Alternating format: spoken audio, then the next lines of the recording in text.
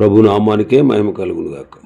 కూడి వచ్చిన మీ అందరికీ కర్మల ఆత్మీయ సహవాస సంఘ విశ్వాసులందరికీ మన ప్రభువును ఆయన ప్రియ కుమారుడునైన యేసుక్రీస్తు గారి శ్రేష్టమైన నామంలో శుభములు మరియు అందరికీ వందనాలు. యెషయా గ్రంథం 36వ అధ్యాయాన్ని మనం ధ్యానం చేసుకుంటున్నాం. యెషయా గ్రంథం 36వ అధ్యాయం. ఈ అధ్యాయంలో ముఖ్యమైన అంశం ఏంటంటే రాజైన హిజ్కియాను బెదిరించిన అష్షూరు రాజు. రాజైన హిజ్కియాను బెదిరించిన అష్షూరు రాజు. గత దినం 10 వచనాల వరకు మనం ధ్యానం చేసుకున్నాం. 11వ వచనం నుంచి మనం చూస్తే రబ్షాకే ప్రజలను భయపెట్టి రాజు మీద తిరుగుబాటు చేసే విధంగా సిరియా భాషలో కాకుండా యోధా భాషలోనే మాట్లాడుతున్నాడు. రబ్షాకే సైన్యాధిపతి, అష్షూరు దేశపు సైన్యాధిపతి. వాళ్ళు సిరియా భాష మాట్లాడతారు. అయితే ఈ రబ్షాకే యూదులను అంటే దేవుని ప్రజలను భయభ్రాంతులు గురి చేయడానికి యోధా భాషలో మాట్లాడుతున్నాడు. ఇశ్రాయేలీలది యోధా భాష, హిబ్రూ భాష, అందులో మాట్లాడుతున్నాడు. సన్హెరీబు రబ్షాకేని పంపించి, గొప్ప సైన్యాన్ని పంపించి ప్రజలను భయభ్రాంతులు చేసి వారికి రాజు మీద ఉన్నటువంటి నమ్మకాన్ని కోల్పోయేలా చేసి ప్రజలందరూ రాజు మీద తిరుగుబడి అష్షూరు వారికి లొంగిపోయేటట్లుగా వాళ్ళకు అర్థమయ్యే భాషలో మాట్లాడుతున్నారు. అయితే వీళ్ళ బ్రతిమలాడారు. ఎల్యాకీము, షబ్నా, యోవాహు అనేవారు బ్రతిమలాడారు. మాకు సిరియా భాష వచ్చు, మాకు సిరియా భాషలో మాట్లాడు అంటే వాడు వినకుండా ప్రజలకు అర్థమయ్యేటువంటి యోధా భాషలో వాడు మాట్లాడాడు. భయపెట్టే పని అపవాదిది. అపవాది పని ఏంటంటే మనల్ని భయభ్రాంతులకు గురి చేస్తాడు. దేవుని పైన మనకున్నటువంటి నమ్మకాన్ని వాడు చెడగొడతాడు. అది వాడి పని. అందుకే వాడి కార్యాలు మనం గమనించాలి, వాడిని ఎదిరించాలి. వాడి తంత్రాలను మనలో మనం తిరిగి కొట్టాలన్నమాట. ఎదురు దెబ్బ కొట్టాలి సైతాన్ని ఎప్పుడైనా. ఎందుకంటే వాడి పని ఏంటంటే మనల్ని భయభ్రాంతులకు గురి చేస్తాడు. అందుకే కదా చాలామంది వాడు భయభ్రాంతులకు గురి చేసేటప్పటికి భయపడిపోయి తప్పు నిర్ణయాలు తీసేసుకుంటారు. వాడు పని అది. వాడు మనల్ని ఖచ్చితంగా బెదిరిస్తాడు, భయపెడతాడు, మన విశ్వాసాన్ని సన్నగిల్లేటట్టు చేస్తాడు. శత్రువు పని అది. అందుకే పౌలు గారు కొరింథీ పత్రికలో అంటాడు, 2వ పత్రిక 11వ అధ్యాయంలో అంటాడు, అపవాది తంత్రములను మనము ఎరుగని వారము కాదు అంటాడు. అపవాది ఎలాంటి వాడో, వాడు ఏం చేస్తాడో, వాడు ఎలా వచ్చాడో, వాడు ఎందుకు మనల్ని ఇబ్బంది పెడతాడో, వాడు ఎందుకు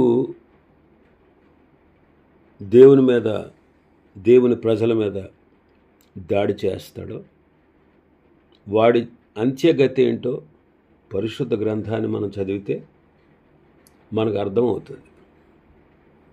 వాడు ఏ రీతిగా దాడి చేసి భయపెట్టి మనల్ని ఇబ్బంది పెడతాడో పరిశుద్ధ గ్రంథం తేటగా వివరిస్తుంది. అందుకే వాక్యం చదవనివాడు వాడు. వాక్యం చదవనివాడు. ఎందుకు చదవనివాడు అంటే వాడి గురించి బండారం పూర్తిగా మనకి తెలుస్తుంది. కాబట్టి అపవాది పని అది, అపవాది పని. అందుకే పేతురు గారు అంటాడు తన మొదటి పత్రిక 5వ అధ్యాయంలో, మీ విరోధి అయిన అపవాది గర్జించు సింహం వలె ఎవరిని మృంగుదునా అని వెదకుచూ తిరుగులాడుతున్నాడు. వాడి పని అదే. వాడు మన విరోధి. ఎవరు దొరుకుతారా, ఎవరిని మృంగుదామా, గర్జించు సింహంలాగా. చూడండి, సింహానికి ఆకలి వేసింది అనుకోండి, సింహానికి ఏ ఆహారం దొరకలేదనుకోండి, అది నేల మీద నోరు పెట్టి గట్టిగా ఆర్భటిస్తుందంట, గర్జిస్తుంది అనమాట ఒకేసారి. ఆ గర్జించినటువంటి గర్దింపుకి ఆ భూమి అక్కడ అదిరి లోపల దాగి ఉన్న చిన్న చిన్న జంతువులు పరుగులు పెడతాయి, ఏమైందో మాకు అన్నట్టుగా. ఎప్పుడైతే భయంతో పరుగులు పెట్టడానికి బయటకు వచ్చాయో అప్పుడు దానికి ఆహారం దొరుకుతుంది. అలాగే వాడి పని ఏంటంటే ముందు భయపెడతాడు. భయపెట్టి మన విశ్వాసాన్ని సలనగల్లేటట్టు చేసి దేవుని మీద ఉన్న నమ్మకాన్ని పోగొట్టి వాడేదో నిజం చెప్పినట్టు, వాడేదో సత్యవంతుడైనట్టు మనల్ని భయభ్రాంతులకు గురి చేస్తాడు. ఈ విషయంలో మనం జాగ్రత్త పడాలి. అపవాది యొక్క తంత్రాలు మనం ఎరిగి ఉండాలి. ఇది దేవుని పైన అపవాది పైన విశ్వాసులకు ఖచ్చితంగా తెలుస్తుంది. కాబట్టి అపవాది యొక్క పని ఏంటంటే వాడు ఖచ్చితంగా మనల్ని ఇబ్బంది పెడతాడు, భయపెడతాడు, బెదిరిస్తాడు, తొందరపడేటట్టు చేస్తాడు, తొందరపాటు నిర్ణయాలు తీసుకునేటట్టు చేస్తాడు, దేవుని మీద ఉన్న విశ్వాసాన్ని కోల్పోజేస్తాడు. అందుకే వాళ్ళు యోధా భాషలో మాట్లాడుతున్నాడు, ప్రజలకు అర్థమయ్యేటట్టు. రబ్షాకే అనేవాడు. వాడు ఏమంటున్నాడు చూడండి 12వ వచనంలో, రబ్షాకే, ఈ మాటలు చెప్పుటకై నా యజమానుడు నీ యజమానుని యొద్దకును నీ యొద్దకును నన్ను పంపిన, తమ మలమును తినునట్లును తమ మూత్రమును త్రాగునట్లును మీతో కూడా ప్రాకారం మీద ఉన్న వారి యొద్దకును నన్ను పంపాను కదా. రబ్షాకే అంటున్నాడు, మా యజమానుడు బెన్హదదు మీ దగ్గరికి పంపలేదు నన్ను, ఇదిగో ఈ ప్రజలందరి దగ్గరికి కూడా పంపించాడు. మీకే కాదు ఈ వర్తమానం, ఈ ప్రజలందరికీ కూడా. వాళ్ళు ఏమవుతారో తెలుసా రాబోయే కాలంలో? మేము వచ్చి ఈ పట్టణాన్ని ముట్టడి వేసి లోపలికి వెలుపలికి వెళ్లకుండా చేసి పట్టణంలో క్షామం వచ్చేటట్టు, కరువు వచ్చేటట్టు చేస్తాం. అప్పుడు ఈ ప్రజలందరూ ఏం చేస్తారు తెలుసా? తమ మూత్రాన్ని తామే తాగుతారు, తమ మలాన్ని తామే తింటారు. ఎందుకంటే వాళ్ళకి ఆహారం దొరకదు కాబట్టి. యెషయా నమ్మకమైన చరిత్రకారుడండి, నమ్మకమైన చరిత్రకారుడు. రబ్షాకే పలికినటువంటి అసహ్యకరమైన మాటలు కూడా లిఖించాడు. వాడు అంటాడు, ప్రాకారం మీద ఉన్నటువంటి జనులను భయపెట్టడానికే నేను వచ్చానండి. ప్రాకారం మీద ఎవరుంటారు? సైనికులు ఉంటారు. ప్రాకారం మీద సైనికులు ఉంటారు, పహరా కాస్తారు. సైనికులు భయపెడితే, సైనికులు బలహీనులైతే వాడు ఖచ్చితంగా ఈజీగా వాడిని గెలవచ్చు అనేది వాడి అభిప్రాయం. కాబట్టి నేను ముట్టడించినప్పుడు మీరే ముట్టడికి తాళలేక మీ మలాన్ని మీ మూత్రాన్ని మీరే తింటారు అంటాడు. విచారం ఏంటంటే మలమూత్రమే కాదండి, తమ సొంత బిడ్డలనే తిన్నారు, తమ సొంత బిడ్డలనే తిన్నారు. రాజుల 2వ గ్రంథంలో మనం చూస్తాం. రాజుల 2వ గ్రంథం 6వ అధ్యాయం 25వ వచనం నుంచి, షోమ్రోన్లో గొప్ప క్షామం కలిగి ఉన్నప్పుడు చాలా కఠినంగా ఆహార పదార్థాలకి కొదువు వచ్చింది. ఇశ్రాయేలు రాజు పట్టణ ప్రాకారం మీద తిరుగుతున్నాడు. ఒక స్త్రీ పిలిచింది రాజుని, నా ఏలినవాడు నాకు సహాయం చేయి అన్నాడు.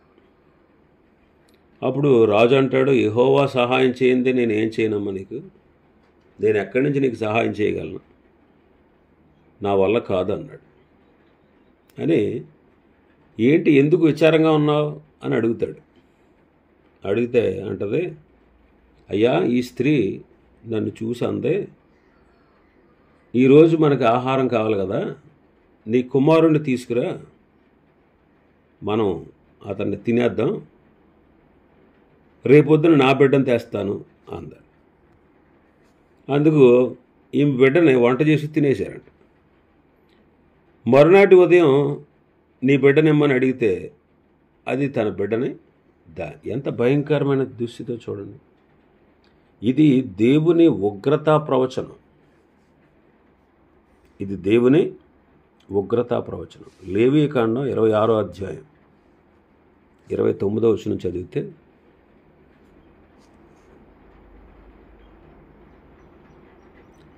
దేవుని మాట వినకపోతే, లేవీకాండంలో ఉంటుంది 26వ అధ్యాయం, మీరు తర్వాత చదవండి.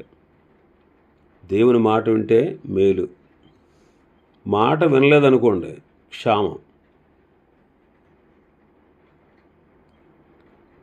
మాట వింటేనేమో శత్రువుల మీద జయం పొందుతారు, మాట వినకపోతే మీరే శత్రువులకి లొంగిపోతారు. ఈ మాటలన్నీ చెబుతూ ప్రభు ఒక మాట చెప్తాడు 29వ వచనంలో, మీరు మీ కుమారుల మాంసమును తినెదరు, మీ కుమార్తెల మాంసమును తినెదరు. దేవుని మాట వినకపోతే, ఆయనకు విరోధంగా నడిస్తే ఆయన కూడా విరోధంగా నడుస్తాడు. మీ పాపాన్ని బట్టి ఏడంతలుగా మీకు శిక్ష విధిస్తాను అంటాడు. ఇది ఉగ్రత ప్రవచనం అన్నమాట. యెషయా గ్రంథం 9వ అధ్యాయం 20వ వచనం, కుడి ప్రక్క ఉన్నదాన్ని పట్టుకుందురు కానీ ఇంకను ఆకలిగొనిందురు, ఎడమ ప్రక్క ఉన్నదాన్ని భక్షించుదురు కానీ ఇంకను తృప్తి పొందకిందురు, వారిలో ప్రతివాడు తన బాహువును భక్షించు. బాహువు అంటే బలం. ఎవరు బలం? తల్లిదండ్రులకి బిడ్డలే బలం, కుటుంబమే బలం. విలాపవాక్యములు 4వ అధ్యాయం 10-11 వచనాలు, వాత్సల్యము గల స్త్రీల చేతులు తాము కనిన పిల్లలను వండుకొనెను, నా జనుల కుమారికి వచ్చిన నాశనంలో వారి బిడ్డలు వారికి ఆహారమైరి. యెహోవా తన ఉగ్రతను నెరవేర్చి తన కోపాగ్నిని కుమ్మరించెను. సియోనులో ఆయన అగ్ని రాజబెట్టును, అది దాని పునాదులను కాల్చివేశాను. ఇశ్రాయేలు దేశం యొక్క దుస్థితి చూచి యిర్మీయా విలపిస్తూ రాశాడు. ఇశ్రాయేలీలు అంటే యోధావారు, వారి దేశం పాడైపోయి వారు చెరలోకి వెళ్ళిపోయిన సందర్భంలో, దేశమంతా కూడా నాశనం చేయబడినటువంటి సందర్భంలో ప్రజల యొక్క దుస్థితిని చూచి ఏడుస్తూ విలపిస్తూ యిర్మీయా ఈ మాటలు రాశాడు. వాత్సల్యం గల స్త్రీ కూడా తమ బిడ్డలను వండుకుందంట. ఎందుకు వచ్చింది ఈ శిక్ష? ఆయన మాట వినకపోయినందువల్లనే. ఆయన మాట ఇలా ఉంటుంది మీ దుస్థితి అని వాడు భయపెడుతున్నాడు. ఇంకా మన భాగంలోకి వస్తే 13వ వచనం నుంచి 15వ వచనం వరకు, 13వ వచనం నుంచి 15వ వచనం వరకు రబ్షాక్ అనేవాడు ప్రజల్ని హిజ్కియాకు వ్యతిరేకంగా తిప్పుతున్నాడు. 13వ వచనం, గొప్ప శబ్దముతో యోధా భాషతో ఇట్లను, మహారాజైన అష్షూరు రాజు సెలవిచ్చిన మాటలు వినండి. రాజు సెలవిచ్చినదేమనగా, హిజ్కియా చేత మీరు మోసపోకుడి, మిమ్మల్ని విడిపింప శక్తి వానికి చాలదో. యెహోవాను బట్టి మిమ్మల్ని నమ్మించి యెహోవా మనల్ని విడిపిస్తాడు, ఈ పట్టణాన్ని అష్షూరు రాజు చేతిలో చిక్కకుండా తప్పిస్తాడు అని మీ రాజు చెప్తున్నాడు కదా అంటున్నాడు. అంటే హిజ్కియాకు వ్యతిరేకంగా జనులు లేపుతున్నాడు. అందరికీ వినపడేటట్లు, అందరికీ అర్థమయ్యేటట్లు, అందరూ భయపడేటట్లు యోధా భాషలో మాట్లాడుతున్నాడు. గొలియాతు కాలంలో కూడా, సౌలు కాలంలో జరిగినటువంటి గొలియాతుతో జరిగిన యుద్ధ కాలంలో కూడా ప్రజలు బహు భయభీతులయ్యారు. భయభీతులయ్యారు. సమూయేలు మొదటి గ్రంథంలో మనం చూస్తాం. సమూయేలు మొదటి గ్రంథం 17వ అధ్యాయం 8వ వచనం నుంచి చూస్తే, అతడు నిలిచి ఇశ్రాయేలు దండువాళ్ళని పిలిచి, యుద్ధ పంక్తులు తీర్చుటకై మీరెందుకు బయలుదేరి వస్తున్నారు? నేను ఫిలిస్తీయుడను కానా? మీరు సౌలుకు దాసులు కారా? మీ పక్షముగా ఒకరిని ఏర్పరచుకొని నా యొద్దకు పంపండి. అతడు నాతో పోట్లాడతాడు. నన్ను చంపగలిగితే మేము మీకు దాసులం అవుతాం. నేను అతన్ని జయించి చంపితే మీరు మాకు దాసులై ఉండాలి, మాకు దాస్యం చేయాలి. 10వ వచనంలో చూస్తే, ఈ దినమున నేను ఇశ్రాయేలీయుల సైన్యమును తిరస్కరించుచున్నాను. ఒకరిని నియమించిన ఎడల వాడును నేనును పోట్లాడదామని ఫిలిస్తీయుడు చెప్పుచూ వచ్చెను. సౌలును ఇశ్రాయేలీయులందరూ ఆ ఫిలిస్తీని మాటలు వినినప్పుడు బహుభీతులైరి. భక్తిహీనులు, అపవాది గర్వంగానే మాట్లాడతారు. వాడు అంటున్నాడు, హిజ్కియాను నమ్మొద్దు అంటున్నాడు. ప్రజల హృదయాల్లో నుండి రాజును తొలగిస్తున్నాడు. వాడికి విడిపించే శక్తి లేదు అంటాడు. వాడికి విడిపించే శక్తి లేదు. వాడు మిమ్మల్ని నమ్మిస్తున్నాడు. ఏమనంటే, యెహోవా మనల్ని విడిపిస్తాడు, యెహోవా మనల్ని అష్షూరు రాజు చేతిలోంచి తప్పిస్తాడని మీకు మాయ మాటలు చెప్తున్నాడు అంటున్నాడు. నిజమే, హిజ్కియాకు విడిపించగలిగే శక్తి లేదు. హిజ్కియాకు విడిపించగలిగే శక్తి చాలదు, అది నిజమే. అందుకే యెహోషాపాతు ప్రార్థన చేస్తూ అంటాడు, 3 రాజులు ఆ దేశం మీద దండెత్తి వచ్చినప్పుడు యెహోషాపాతు రాజు దేవుని సమ్ముఖానికి వెళ్ళి ప్రార్థన చేస్తాడు. దినవృత్తాంతాల 2వ గ్రంథం 20వ అధ్యాయం 12వ వచనాన్ని మనం చూస్తే, 12వ వచనాన్ని, మా దేవా నీవు వారికి తీర్పు తీర్చవా? మా మీదకు వచ్చి ఈ గొప్ప సైన్యముతో యుద్ధము చేయుటకును మాకు శక్తి చాలదు, ఏమీ చేయడానికి కూడా మాకు తోచట్లేదు, నీవే మాకు దిక్కు అని యెహోషాపాతు ప్రార్థన చేశాడు. నిజమండి, ఎందుకంటే దేవుడు శక్తిమంతుడు. సాతాను శక్తిమంతుడే, కానీ దేవుడు సర్వశక్తిమంతుడు. దేవుడు సర్వశక్తిమంతుడు. అందుకే దానియేలు కాలంలో షడ్రకు, మేషకు, అబేద్నెగోలు నెబుకద్నెజరు రాజుతో ఏమన్నారు? దానియేలు గ్రంథం 3:17లో, ఓ రాజా, మా దేవుడు మండుచున్న ఈ వేడిమి గల అగ్నిగుండం నుంచి మమ్మల్ని తప్పించి రక్షించగల సమర్థుడు. ఒకవేళ తప్పించకపోయినా మేము నీవు పెట్టిన దేవతకు నమస్కారం చెయ్యం అన్నారు. తప్పించి రక్షించగల సమర్థుడని ధైర్యంగా వాడు చెప్పగలిగారు. ఇక్కడ ప్రజల్ని భయభీతులను చేస్తున్నాడు. రాజు మీద ఉన్న నమ్మకాన్ని కోల్పోయేటట్టు చేస్తున్నాడు. నిజమే, రాజు ఏం చేయలేడండి, కానీ దేవుడు చేయగలడు. ఇంకా మనం చూస్తే 16-17 వచనాల్లో మనం చూస్తే, అష్షూరు రాజుతో సంధి చేసుకోండి అని సలహా ఇస్తున్నాడు. మీ రాజు మిమ్మల్ని రక్షించలేడు, మీ దేవుడు ఏదో మిమ్మల్ని రక్షిస్తాడని మీ రాజు మిమ్మల్ని నమ్మేస్తున్నాడు. ఆ మాటలు మీరు నమ్మేసి మీరు లోపల ఉన్నారు. అలా కాదు, మీరు బయటికి రండి, మాతో సమాధాన పడండి, సంధి చేసుకోండి, పన్ను చెల్లించండి. అప్పుడు నేను మా రాజుగారు వచ్చి మిమ్మల్ని మంచి దేశాన్ని తీసుకెళ్తాడు. చూడండి, 16-17 వచనాలు చదివితే, హిజ్కియా చెప్పిన మాట మీరు అంగీకరించవద్దు.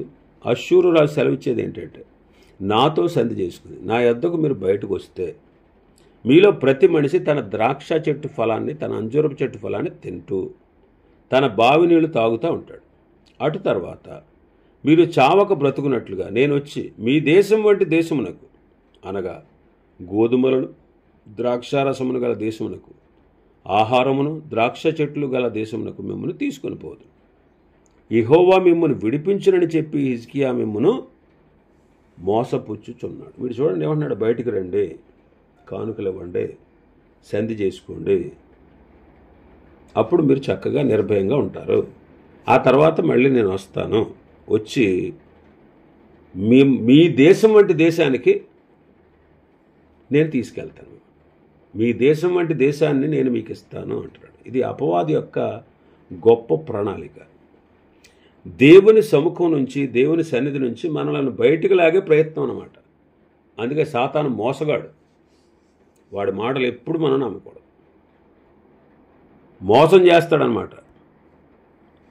ఆదికాండం 3వ అధ్యాయంలో మనం చూస్తాం కదా, 4-5 వచనాలు. అందుకు సర్పము, మీరు చావనే చావరు, ఏలైనగా మీరు వాటిని తినుదనమున మీ కన్నులు తెరవబడిననియు, మీరు మంచి చెడ్డలు ఎరిగిన వారే దేవతల వలె ఉందురనియు దేవునికి తెలియను అని స్త్రీతో చెప్పాడు. చూడండి వాడు ఎంత మోసగాడు, ఎంత మోసగాడు. అనేకులను మోసం చేస్తాడు. ఈనాటి దినాల్లో కూడా ప్రపంచంలో ఉన్నటువంటి ప్రజలను మోసం చేస్తున్నాడు. మన భారతదేశంలో ఉండేటువంటి ప్రజలను కూడా వాడు మోసం చేస్తున్నాడు. ప్రజలకు తెలియట్లేదు, వారి మోసంలో పడిపోయారు ప్రజలు. నిజదేవుడిని తెలుసుకోలేనటువంటి గుడ్డితనంలోనికి వారిని వాడు ముంచివేశాడు. ఈనాటి దినాల్లో కూడా అనేకులు అపవాదితోనూ లోకంతో సంధి చేసుకుని అగ్నిగుండానికి వెళ్ళిపోతున్నారు. పాలు తేనెలు ప్రవహించే దేశం దేవుడు మాత్రమే ఇవ్వగలడు ఇశ్రాయేలీయులకు. ఆయన ఇచ్చాడు కూడా వాళ్ళకి పాలు తేనెలు ప్రవహించే దేశం. కానీ అపవాది ఏమిస్తాడు? అగ్నిగుండానికి నిన్ను నన్ను నడిపిస్తాడు. వాడు వెళ్ళేదే అదే ప్లేసు, వాడు చివరికి వెళ్ళేది, వాడి డెస్టినేషన్ అదే, అగ్నిగుండం. మనల్ని కూడా వాడితో పాటు తీసుకెళ్తాడు అంతే. మనల్ని దేవునికి వ్యతిరేకంగా మార్చి, దేవునికి దూరం చేసి, మనల్ని వాడితో పాటు అగ్ని గంధకాలతో మండు గుండంలోకి తీసుకువెళ్తాడు. అది వాడి ప్లాన్, అది వాడి ప్లాన్. అపవాదికి వాడి అనుచరులకు సిద్ధపరచబడిన అగ్నిగుండంలోనికి మనల్ని కూడా తీసుకుపోతాడు. ఎప్పుడైతే మనం వాడి మాట వింటామో, భయపడిపోయి వాడికి లొంగిపోతామో, అప్పుడు వెంటనే వాడు చేసే పని అదే. ఇప్పుడు ఏమంటున్నాడు వీడు? పాలు తేనెలు ప్రవహించే దేశాన్ని మీకు ఇస్తాను, మీలాంటి దేశం అంటున్నాడు 16-17 వచనాల్లో. ఇదిగో మీరు చావకు బ్రతుకున్నట్లు నేను వచ్చి మీ దేశం వంటి దేశానికి, అనగా గోధుమలు ద్రాక్షారసము గల దేశానికి, ఆహారమును ద్రాక్ష చెట్లను గల దేశానికి మిమ్మల్ని తీసుకుపోతాను. కానీ సాతాను మనకు ఏది ఇవ్వలేడు. మనకు ఆశ చూపిస్తాడు, మన చేత పాపం చేయిస్తాడు, దేవునికి వ్యతిరేకంగా తిరిగేటట్టు చేస్తాడు, పారిపోతాడు. ఆదాము అవ్వలను కూడా ఏం చేశాడు? రెచ్చగొట్టాడు, దేవునికి వ్యతిరేకంగా పనిచేసేటట్టు చేశాడు, దిగంబరులుగా చేశాడు, పారిపోయాడు. అంతే అపవాది పని, అపవాది పని. ఇంకా 18వ వచనం నుంచి 20వ వచనం వరకు మనం చూస్తే దేవునిపై ఉన్నటువంటి ప్రజల యొక్క నమ్మకాన్ని సవాలు చేస్తున్నాడు రబ్షాకే అనేవాడు. దేవునిపై ఉన్నటువంటి నమ్మకాన్ని సవాలు చేస్తున్నాడు. 18వ వచనం నుంచి 20వ వచనం. ఆయా జనముల దేవతల్లో ఏదైనాను తన దేశమును అష్షూరు రాజు చేతుల నుండి విడిపించినా, హమాతు దేవతలు ఏమయ్యారు, అర్పాదు దేవతలు ఏమయ్యారు, సెపర్వయము దేవతలు ఏమయ్యారు, షోమ్రోను దేశపు దేవత నా చేతుల నుండి షోమ్రోను విడిపించిన, యెహోవా చేతుల నుండి యెరూషలేమును విడిపించుననుటకు ఈ దేశముల దేవతలలో ఏదైనా తమ దేశమును నా చేతుల నుంచి విడిపించగలిగినదా అంటున్నాడు. వాడు ఎంత గర్వంగా మాట్లాడుతున్నాడంటే, ఇతర దేవతలతో దేవుణ్ణి పోల్చి మాట్లాడుతున్నాడు. ఇదిగో నేను యుద్ధం చేసినటువంటి దేశాల వాళ్ళు పూజించే దేవతలు నా చేతిలో నుంచి వాళ్ళ దేశాలను విడిపించగలిగాయా అంటూ ఆయా దేశాల దేవతల పేర్లు చెప్తున్నాడు. హమాతు, అర్పాదు, సెపర్వయము, షోమ్రోను. షోమ్రోన్ అంటే ఇస్రాయేల్ దేశం. 10 గోత్రాల వాళ్ళ దేశం. షోమ్రోను దేవతలు అంటే ఏంటి? బంగారు దూడలు చేశాడు గాడు. ఇశ్రాయేల్ దేశం మొట్టమొదటి రాజు యెరోబాము 2 బంగారు దూడలను చేసి పెట్టాడు కదా, అవి దేవతలు అన్నమాట. వాళ్ళు ఆ దేశాన్ని రక్షించలేకపోయినాయి. అవును, రక్షించలేవు. ఇక్కడ వీటన్నిటి పేర్లు చెప్పి మేము అన్ని దేశాలను జయించాం. యెహోవా ఎంత? మీ రాజు చెప్తున్నాడు కదా, యెహోవా మిమ్మల్ని మా చేతుల నుంచి విడిపిస్తాడని మీ రాజు అంటున్నాడు కదా. ఈ దేవతలన్నీ మా ముందు నిలవలేకపోయినాయి, ఈ దేవతలన్నీ మా చేతుల నుంచి ఆయా దేశాలను విడిపించలేకపోయినాయి, మీ దేవుడు ఎంత అంటున్నాడు. విర్రవీగుతున్నాడు అనమాట రబ్షా. ఫరో కూడా ఏమన్నాడు? యెహోవా ఎవడా అన్నాడు. ఆడికి తెలిసింది. నిర్గమకాండం 5వ అధ్యాయం 1-2 వచనాలు. తర్వాత మోషే ఆహారంలో వచ్చి ఫరోను చూచి, ఇశ్రాయేలు దేవుడని యెహోవా అరణ్యంలో నాకు ఉత్సవం చేయుటకు నా జనులను పోనిమ్మని ఆజ్ఞాపించుచున్నాడనిరి. ఫరో, నేను అతని మాటలు విని ఇశ్రాయేలును పోనిచ్చుటకు యెహోవా ఎవడా? నేను యెహోవాను ఎరగను, ఇశ్రాయేలును పోనీయను అన్నాడు. ఆ తర్వాత వాడికి తెలిసింది. నిర్గమకాండం 15వ అధ్యాయంలోకి వచ్చేటప్పటికి పూర్తిగా వాడు సర్వనాశనం అయ్యాడు. నెబుకద్నెజరు కూడా అలాగే అన్నాడు. నెబుకద్నెజరు కూడా ఏమన్నాడు? దానియేలు గ్రంథం 3వ అధ్యాయం 5-6 వచనాలు చూడండి. ఏమనగా బాకా, పిల్లన గొరవి, పెద్ద వీణె, సిఫోనియ వీణె, విపంచిక, సకల విధములకు వాద్యధ్వనులు మీకు వినబడినప్పుడు రాజుకు నెబుకద్నెజరు నిలవబెట్టించిన బంగారు ప్రతిమ ఎదుట సాగిలిపడి నమస్కరించండి. సాగిలిపడి నమస్కరింపని వాడు ఎవడో వాడు మండుచున్న అగ్నిగుండంలో తక్షణమే వేయబడు. మరి దేవుడు విడిపించలేదా? 17వ అధ్యాయంలో ఏమన్నారు? మేము సేవించుచున్న దేవుడు మండుచున్న వేడిమి గల ఈ అగ్నిగుండంలో నుండి మమ్మల్ని తప్పించి రక్షించుటకు సమర్థుడు. మరియు నీ వశమును పడకుండా ఆయన మమ్మల్ని రక్షించును. ఒకవేళ ఆయన రక్షింపకపోయినను, ఓ రాజా, మీ దేవతలకు మేము పూజించం, నీవు నిలబెట్టిన బంగారు ప్రతిమకు నమస్కరించం అని చెప్పారు. అదే అధ్యాయం 25వ వచనం నుంచి మనం చూస్తే, అందుకు రాజు, 4 మనుషులు బంధకము లేక అగ్నిలో సంచరించి చూచున్నాను, వారికి హాని ఏమీ కలగలేదు. 4వ వాని రూపం దేవతల రూపం పోలిందని వారికి ప్రత్యుత్తరం ఇచ్చాను. అంతటా నెబుకద్నెజరు వేడిమి గల మండుచున్న అగ్నిగుండపు వాకిలి దగ్గరకు వచ్చి, షడ్రకు, మేషకు, అబేద్నెగో అని వారలారా, మహోన్నతులకు దేవుని సేవకులారా, బయటకు వచ్చి నా యొద్దకు రండి అని పిలవగా షడ్రకు, మేషకు, అబేద్నెగో అగ్నిలో నుండి బయటికి వచ్చారు. నెబుకద్నెజరు అంటున్నాడు 28వ వచనంలో, షడ్రకు, మేషకు, అబేద్నెగో అని వీరి దేవుడు పూజార్హుడు. ఆయన తన దూతను పంపి తను ఆశ్రయించిన దాసులను రక్షించాను.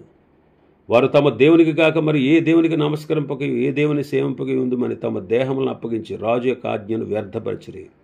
కాగా నేను ఒక శాసనము నియమిస్తున్నాను, ఏదంటే ఈ విధముగా రక్షించుటకు సమర్థుడకు దేవుడు గాక మరి ఏ దేవుడును లేడు. కాగా ఏ జనులలో కానీ, రాష్ట్రంలో కానీ, ఏ భాషలు మాట్లాడే వారిలో కానీ షడ్రకు, మేషకు, అబేద్నెగో అని వారి దేవుని ఎవడు దూషించునో వాడు తుత్తునీలుగా చేయబడును, వాడు ఇల్లు ఎల్లప్పుడూ పెంట కుప్పగా ఉండునని.